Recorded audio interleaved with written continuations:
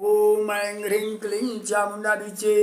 ओम योग माया भगवत्यै नमः।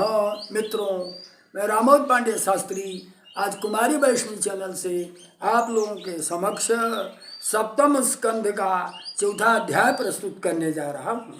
प्रस्तुत अध्याय में सुकन्या जो त्याग और तपस्या की पृष्ठभूमि से अपने अंधे पति की सेवा की, उसका वर्णन करते हुए तथा वन में अश्विनी कुमार से भेंट का पूर्ण विश्लेषण प्रस्तुत कर रहा हूँ। गते राजनी साबाला पति सेवा परायणः बभूव च तथा अग्निनाम सेवन धर्म तत्पराः।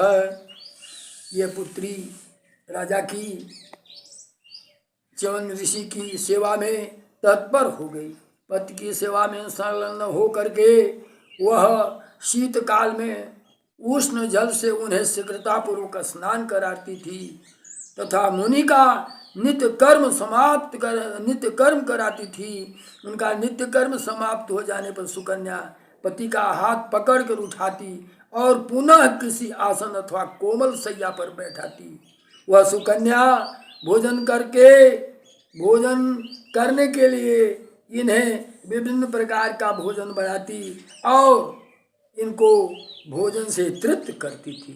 च्यवन मुनि के मुख शुद्धि कर लेने पर सुकन्या उनमें सुंदर आसन बिठा करके सुव्यवस्थित बैठाती थी। तत्पश्चात स्वयं फलाहार करके वह पुनः मुनि के पास नम्रतापूर्वक उनसे कहती थी, हे प्रभो, मुझे क्या आज्ञा दे रहे हैं? यदि आपकी सम्मति हो तो अब आपके चरण दबाऊं।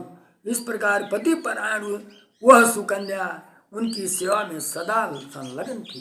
पाद संवाहनम ते अद्य यदि मन्य से एवं सेवा परा नित्या बभूव पति तत्परा। सायं होमावसाने सा अकन्याया हृदय सुंदरे पर्यामास मुने स्वादूनी च मृदूनी च। इस प्रकार उनका पूजन अर्चन सेवा सत्कार हवन सब कुछ में पूर्ण सहयोग करती थी। अपने प्रिय पति के मुख पर अपना नेत्र को गड़ा करके उनके सारी आवश्यकताओं की वह पूर्ति करती थी। रात्रि में एवं खाली समय में पैर दबाती थी। रात में वह भक्ति परायण सुकन्या जब यह जान जाती थी कि च्यवन मुनि सो गए हैं, तब वह चरणों के पास ही सो जाती थी। ग्रीष्म काल में अपने पति च्यवन मुनि को बैठा देखकर एक सुंदर सुकन्या ताड़ के पंख से शीतल वायु करती थी, उनकी सेवा में तत्पर रहती थी। ब्रह्म मुहूर्त में उठकर वह कन्या जल पात्र तथा मिट्टी पति के पास रखकर उन्हें शौच के लिए उठाती थी। मेरे पतिदेव शौच कर चुके होंगे ऐसा जानकर वह उनके पास जा करके उन्हें उठाती थी। यदि आश्रम में ले जाकर अत्यंत सावधानी पूर्वक एक सुंदर आसन पर बिठा देती थी। दंत धावन अर्थात मंजन आदि कराती थी। इस प्रकार पूरा दिनचर्या उनके आगे पीछे इसकी चलती थी।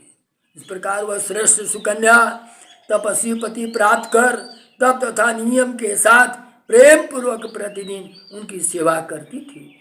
एवं कन्यापति लब्धा तपस्विन मणि निंदिता नित्यम चरत प्रीता तपसा नित्यमेव च।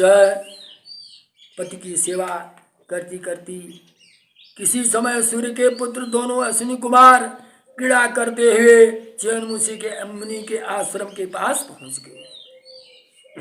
उस अश्विनी कुमार ने जल में स्नान करके निवृत्त हुए तथा अपने आश्रम की ओर जाती हुई उस सर्वांग सुंदरी सुकन्या ने देख लिया। देव कन्या के समान कांति वाली उस सुकन्या को देखकर दोनों अश्विनी कुमार अत्यधिक मुग्ध हो गए और पूछे, हे बरारोहे, थोड़ी देर ठहरो, मैं गजगामिनी उस दोनों सूर्यदेव के पुत्र अश्विनी कुमार तुमसे कुछ पूछने के लिए आए हैं। शुचि स्मृते, सच सच बताओ तुम किसकी पुत्री हो? हे कमल लोचने, तुम तो सौंदर्य में दूसरी लक्ष्मी की भांति प्रतीत होती हो। हे कांते, हे चंचल नैनों वाली, जब तुम्हारे ये कोमल तथा नग्न चरण कठोर भूमि पर पड़ते हैं तो आगे की ओर बढ़ते हैं, कभी हमारे हृदय में व्यथा उत्पन्न करते हैं। तुम सैकड़ों दासियों के साथ लेकर घर में क्यों नहीं चलती? हे वरानने, तुम राजपुत्री होकर के इस वन में क्या कर रही हो? हे सुलोचने, यहाँ की भूमि देव लोक से भी बढ़कर है। पृथ्वी तल पर पड़ता हुआ तुम्हारा चरण इसे पवित्र बना रहा है। इस वन में रहने वाले सभी मृग तथा दूसरे पक्षी भी तुम्हें देखकर परम सौभाग्यशाली मान रहे हैं। अश्विनी कुमारों की यह बात सुनकर परम सुंदरी राजकुमारी सुकन्या अत्यंत लज्जित हो गई। देव कन्या के सदृश राजपुत्री उनसे कहने लगी, सर्याति तनया माम वावित्तम भार्याम मुनेर्यः च्यवनस्य सतीं कांता पित्रा दत्ताम यद ईक्षया। आप लोग मुझे जाने, मैं सरियाती की पुत्री तथा च्यवन मुनि की भार्या हूँ। हे देवताओं, मेरे पतिदेव वृद्ध तथा नेत्रहीन हैं, वे परम तपस्वी हैं। मैं प्रसन्न मन से दिन रात उनकी सेवा करती हूँ। अश्विनी कुमारों ने सुकन्या की बात सुनकर उनसे कहा, हे कल्याणी, तुम्हारे पिता ने तुम्हें उन तपस्वियों को कैसे सौंप दिया? तुम तो बादल में चमकने वाली विद्युत की भांति हो, तुम्हें इन्हें कैसे दे दिए? काल के स्पाश वाली तुम दिव्य वस्त्र तथा सर्वविध आभूषण धारण करने योग्य हो। हे रंभोरु, हे विशाल नेत्रे, हे प्रिय, विधाता ने यह कैसा मूर्खतापूर्ण कृत्य किया है? हे नृत्य विशारदे, तुम्हें इन्हें व्यर्थ की वर्ण किया है। नवीन अवस्था प्राप्त करके तुम इनके साथ शोभा नहीं पा रहे। विधाता निश्चय ही मंद बुद्धि वाले हैं, जो उन्होंने नवजौवन से संपन्न तुम्हें नेत्रहीन की पत्नी बना दिया।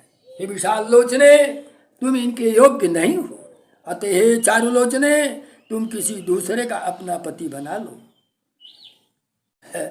वृथैव च जीविताम्बु जे क्षणे पतिं च संप्राप्य मुनि गते क्षणं वने निवासं च तथा जीनाम्बर प्रधारणं योग्यतरं न मन्महे। हे कमलानने, नेत्रहीन मुनि को पति के रूप में पाकर तुम्हारा जीवन तो व्यर्थ हो गया, तो प्रशस्त अंगों वाली तुम सम्यक विचार करके हम दोनों में से किसी एक को अपना पति बना लो। भाग्य से हीन तथा पोषण भरण और रक्षा के सामर्थ्य से रहित उस मुनि की सेवा तुम क्यों कर रही हो? हे निर्दोष अंगों वाली, सभी प्रकार के सुखों को भोगने में वंचित तुम इस मुनि को छोड़कर हम दोनों में से किसी एक को स्वीकार कर लो। हे कांते, हमें वरण करके तुम इंद्र के नंदन वन में तथा कुबेर के चैत्र रथ में स्वेच्छापूर्वक विहार करो।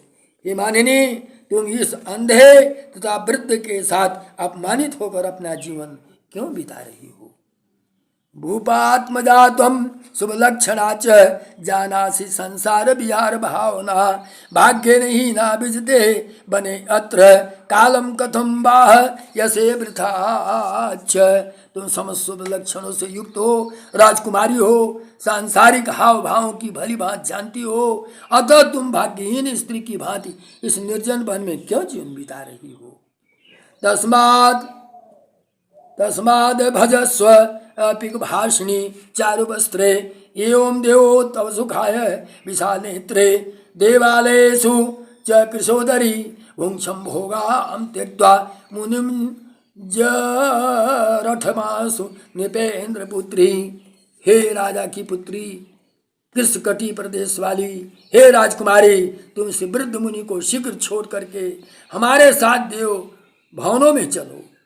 किम ते सुखम चात्रम बने सुकेशी वृद्धेन सार्धम विजने मृगाक्षी सेवा तथा अंधस्य नवम्भयस्य किम ते मृतम भूपति पुत्री दुखितम शशिमुखी त्वम अतीव सुकोमला फल जला आहारम तो न उचितम।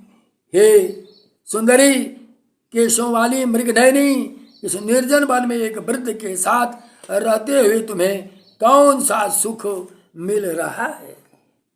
तुम इस अंधे की सेवा तुम्हें करनी पड़ रही है। हे राजकुमारी, तुम दुख भोगना ही तुम्हारा अभिष्ट है।